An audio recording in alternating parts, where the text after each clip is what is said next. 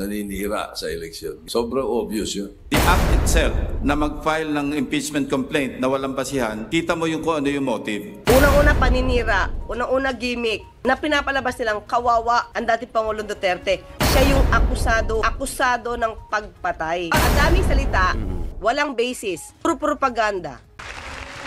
Magandang araw mga kaibigan. Abay sunod-sunod na po ang matitinding paninira ng mga Duterte. At isama nyo pa si Manang Aimee at yung mga kilalang alipores ng mga Duterte. Alam nyo mga kaibigan, matapos ang madilim na plano na pagpapa-impeach kay Pangulong Marcos, abay tila hugas kamay ang mga Duterte na hindi daw ito pamumulitika at para daw ito sa bayan na tustisya sa kanilang tatay Digong.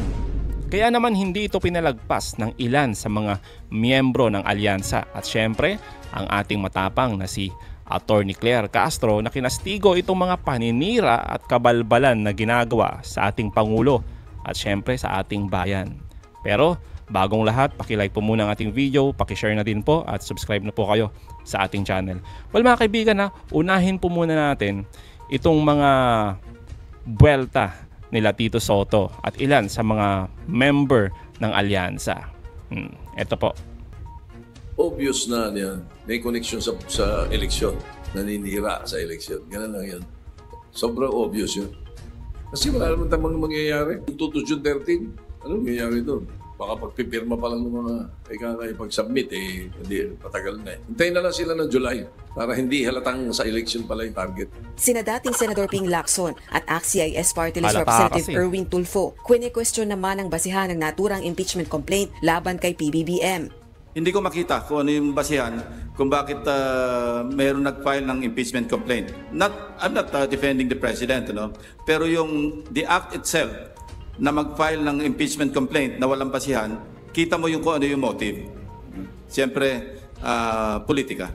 Karapatan ng lahat na paring mag-file ng impeachment complaint. Ang tanong lamang dyan, may basis ba? Samantala, ang opposition bloc naman sa Kamara naniniwalang desperadong diversionary tactic ang impeachment complaint laban kay PBBM. Malinaw na ang layunin umano nito ay alisin ang atensyon ng publiko sa impeachment case na kinakaharap ni Vice President Sara Duterte. Para naman sa Malacanang, walang basihan ng reklamong naglalayong paalisin sa pwesto si Pangulong Marcos Jr. Muli Ito mga kaibigan, malinaw naman na sa lahat, di ba, na ang ginagawa ng mga Duterte ay talagang paninira lang talaga sa ating Pangulo at sa ating gobyerno. Pero mga kaibigan, wala kayong napapansin sa ilan sa mga miyembro ng alyansa. Tingnan nyo, ilang ulit na nating tinalakay yung regarding dito sa mga pananahimik ng ilan sa mga member ng alyansa. Sino lang ba yung bumabatikos mga kaibigan? At sino yung mga tahimik? Well, malinaw naman, di ba? Pwede nating pangalanan. Sina Bong Revilla, di ba? Tahimik ng mga yan. Narinig nyo na po ba na bumatikos yung mga yan? Si Lito Lapid, di ba? Oh, siguro mga busy. Kaya si Pia Cayetano, narinig niya po ba na talagang binatikos itong mga pambabalahura, paninira ni Duterte? Lalong-lalo na itong si VP Sara. Di ba ho? Narinig niyo na?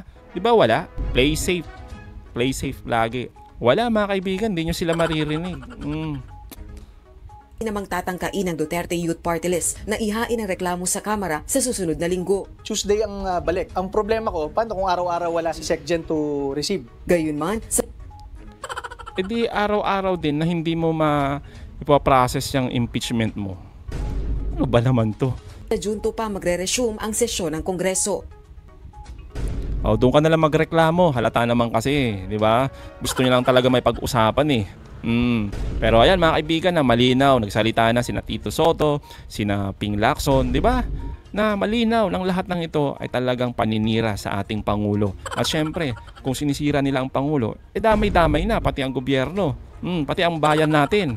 O di ba? Kaya malinaw din yung sinasabi ni Attorney Claire na talagang itong mga to ay panggulo, mga kaibigan. Kaya naman, eto, malala. Yan, kinastigo itong mga paninira ng mga Duterte. Sama nyo na. Yan, si Manang Aimee na hindi tumitigil. Talagang gustong makapasok sa Magic 12. Eto mga kaibigan, umpisahan natin. Doon po sa issue ng timing, Ma'am, ang sabi po ni Mr. Cardema dyan ay hindi naman ito election related dahil, and I quote, hindi na namin ina-assume, parang risk pa nga raw sa kanila ito. So hindi sila magfa-file just to win dahil sabi niya, hindi na namin ina-assume kung mananalo kami o hindi, sa tingin namin panalo kami. So ano sa tingin niyo po yung nagpo-push sa kanila to file this? Unang-una paninira, unang-una gimmick. Alam naman nila kung ano yung period eh. Matatapos na ang 19th Congress sa Kongreso ng pagka panupano iba o pagka under oath ng iba. So di natin alam, it's more on gimmick. Parang mag-iingay lang kasi kumbaga wala na ring time, partner, tsaka Yusek, di ba? Kasi pagkatapos ng halalan, kumbaga mag-close na rin ang 19th Congress. Yes, di ba? Ayaw nilang mamatay yung issue at ayaw nilang bitawan yung issue na pinapalabas nilang kawawa ang dating Pangulong Duterte. Pero never nilang inisip yung mga taong di umanong biktima ng madugong war on drugs. Di nila naiisip yung maraming Pilipino na siyang nag-file ng kanilang complaint sa ICC. Ang laging tuon ng isip nila, ng mata nila, ang dating Pangulong Duterte. Tandaan natin, siya yung akusado. Akusado ng pagpatay. Bakit di natin hayaan na lang muna? Para madinig naman. Kung gusto niya magkaroon ng kanyang depensa, ang dami niya naman lawyers. Ang laki ng bayad doon. So hayaan natin doon. Huwag natin i-push yung issue dito dahil yung kaso nasa ICC na. Totoo naman, di ba mga kaibigan? Yan kasi yung pinapakalat ng mga alipores ni Duterte na kinakawawa daw itong mga pamilya Duterte. Talaga ba? Samantalang mukhang hindi naman eh. Si Digong nga, wala namang problema sa kanya eh. Di ba, na napunta doon. Ilang ulit niyang sinabi, halina kayo dito ICC, huliin nyo na ako, ang tagal nyo naman. Nung binitbit siya, nagrereklamo kayo. Yun na nga yung wish ni Tatay Digong nyo eh, di ba? Naghamon-hamon nung pinitik yung ilong at yung tenga. Iyakan kayo. Ano ba naman yan mga kaibigan? Walang ganun. Tatay nyo na naghahamon eh. At ma'am, lipat kami ng ibang topic. Yung pong si Vice President Sara Duterte kahapon po ay nag-file ng counter affidavit doon po sa kasong sedition at grave threats. Ang comment lang po ng Malacanang, ma'am. Okay lang. Kailangan naman niya mag-file ng counter affidavit. Dapat hindi niya naman i-ignore kung ano yung proseso, kung ano yung batas. Di kung kinakailangan siya mag-submit, mag-submit siya. Pero ang sinabi po niya, Yusek, ay wala daw ebidensya na makapagdidiin sa kanya doon sa, kasi diba ang basis ng reklamo ay yung kanyang naging online press con kung saan sinabi niya na meron siyang inutusang ipapatay ang Pangulo, First Lady at ang House Speaker kapag may nangyaring masama sa kanya. So kung walang ebidensya, ano yung video niya? The video will speak for itself. Tama. So it depends na lang po sa DOJ kung paano po ito i-evaluate. So kung yun po yung depensa niya, mas maganda po, mas mapatunayan po talaga niya. Isa pa, Yusek, kahapon po ay may nilabas ding video statement ang kapatid ng Pangulo na si Senator Amy Marcos at ang sinabi niya, ang gobyerno ngayon ay hindi Marcos. Ito ay Romualdez at Araneta. Ano pong reaksyon ng palasyo doon, ma'am? Yan ang mas...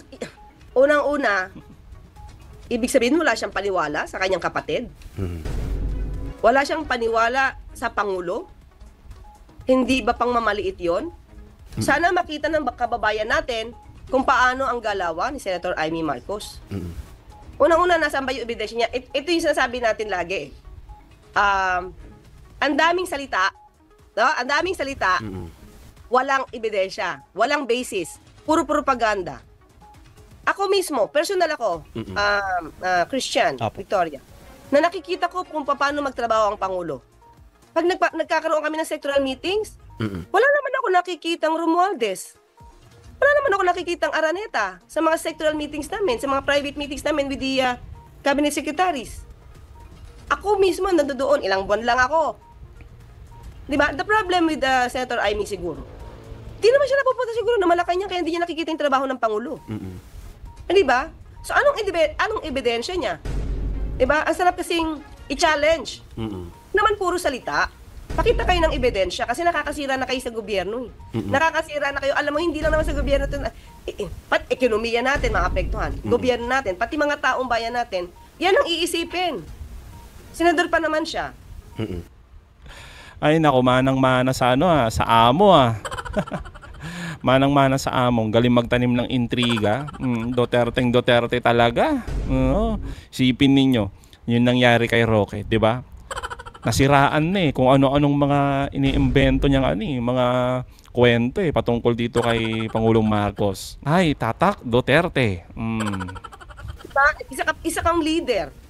Pero kung makabintang ka, tapos wala kang papel, wala ka anumang ebidensya, maliban sa salita mo, hindi yan maganda. Diba? Sabi ko nga, ako ilang buwan pa lang ako Pero nakikita ko kung umagat hapon, nakikita ko ang schedule ng Pangulo kung gaano ka kahektik, asing punong-puno. Tapos sasabihin niya, namumuno, Romualdez, pakita siya ng ebidensya.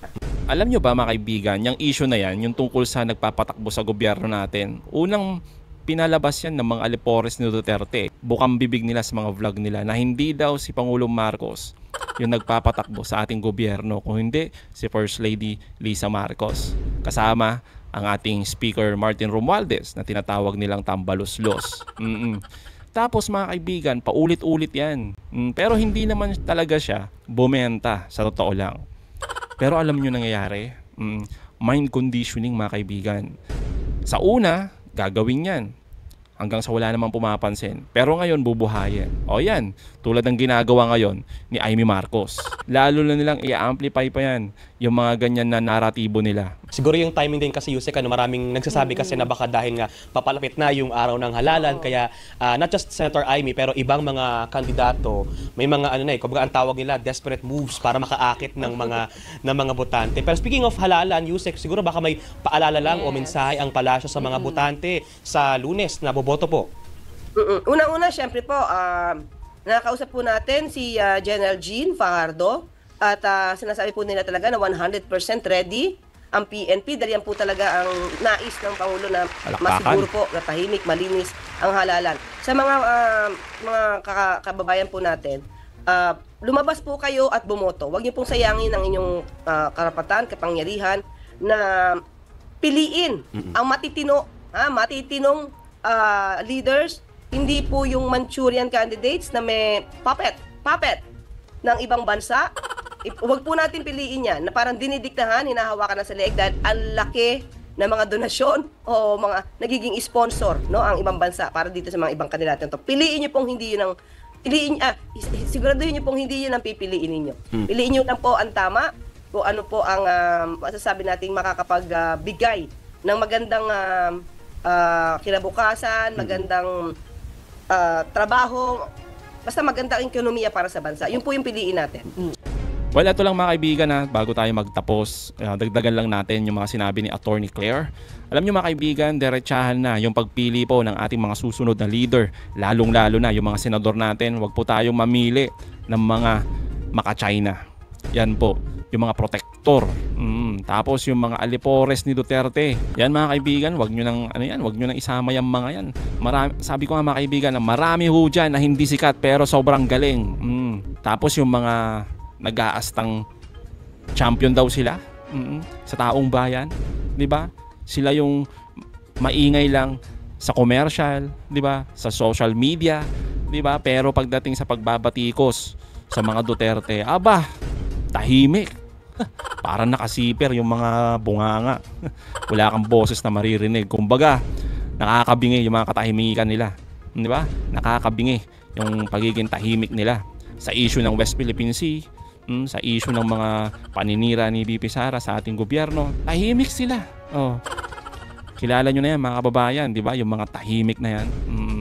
Tapos kung umasta, champion daw. Pero wala namang nagagawa talaga.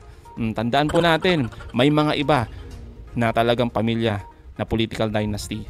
At sobra-sobra pa sa pagiging political dynasty dahil may party list pa. No, di ba? Kompleto recados. Saan ka pa? Di ba? Tandaan nyo mga kaibigan na 6 na taon yan. Ibig sabihin, 6 na taon tayo magtitiis ng tulad ni Robin Padilla kung madadagdagan pa siya. Parang nga di ba? Sana wag naman. Yun nga nakakalungkot sa mga survey na yan. Minsan, talaga na-influensyahan yung utak natin Kumbaga, mind conditioning. Kahit sa totoo lang naman, kung kahit dyan sa inyo, mag-survey ka, iboboto mo ba si ganito, si ganyan, sabihin, hindi. Wala talaga. Pero makikita mo number 1. O kaya pasok siya sa Magic 12. Di ba? Matindi. Kaya minsan wag na lang kayong tumingin dyan sa survey na yan. Nakakapikon din minsan eh. Di ba mga kaibigan? Tapos makikita mo ang daming mga kengkoy, mga clown na nakapasok ngayon sa Magic 12. Ito mga kaibigan na ang nakakainis. Baka talagang manalo yan. Baka mas malala pa yan kaysa kay Robin Padilla mga kaibigan. Yun ang nakakalungkot. So mga kaibigan, anong masasabi nyo patungkol dito? Comment down below. Again mga kaibigan na huwag nyo kalimutan, i-like at i-share ating mga videos. Hanggang sa muli, kita-kita ulit tayo mga kaibigan.